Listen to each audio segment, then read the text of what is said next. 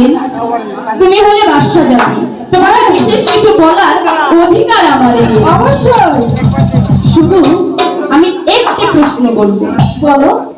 আচ্ছা বলো তো, একটি মাঝি কয়টি নৌকা বাইতে পারে?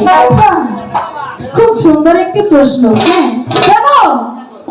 একটি মাঝি একটি নৌকায় বাইতে পারে।